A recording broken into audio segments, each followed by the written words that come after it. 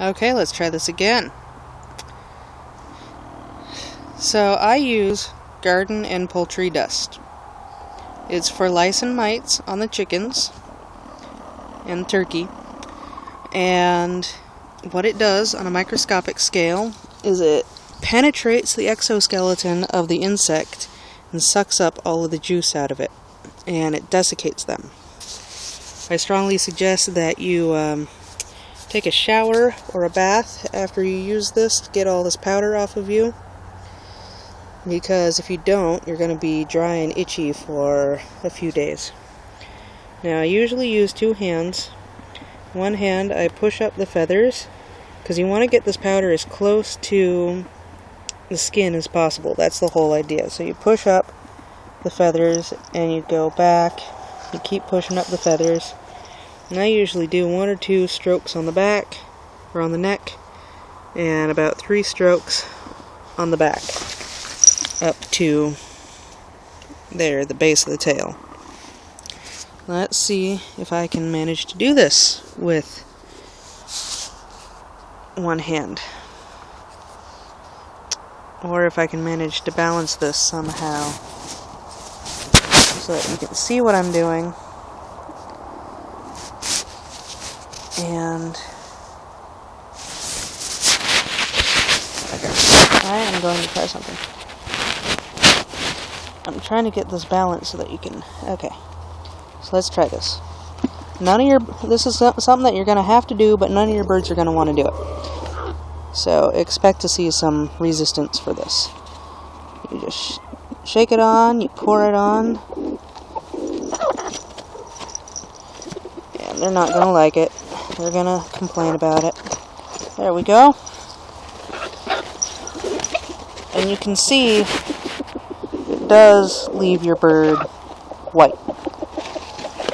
So now, if you have a bird that's obstinate, then go for the back underside of the legs and flip them. And almost all of them are gonna flail around a bit. If you have that's just Lucas. Lucas is a drama queen. If somebody pokes him, he screams.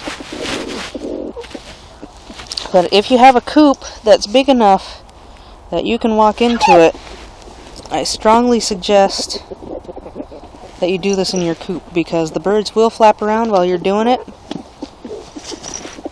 and then the dust gets in the air and it will kill anything that's in the air in your coop that you don't want there. Oh, I know. Stop. It has to be done. Let them have their little fits.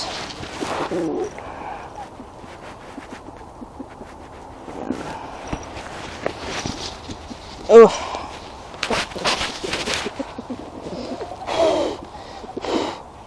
I'm blowing here on his butt to try to find his cloaca, which is chicken equivalent of an anus, because you really want to get this powder on there, because there's the places that you want to get are under the beak in this area, on top of the head, on top of the neck, and the wings, like the armpit of the wings, between the leg and the keel, and the cloaca.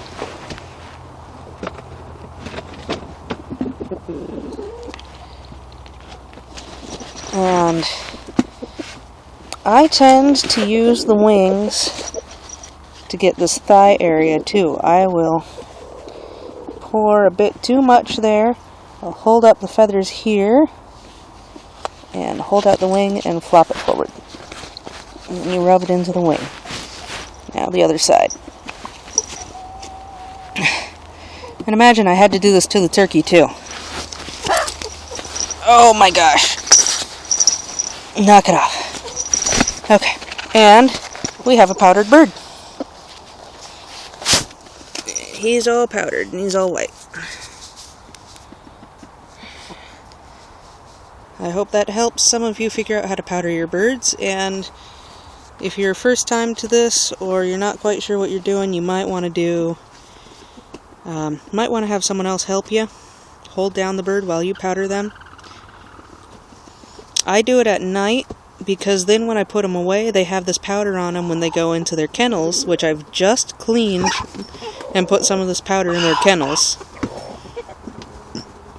And that way any of the lice or mites that might be in their sleeping areas will crawl onto them and hopefully get powdered, and it'll kill them. Well, good luck.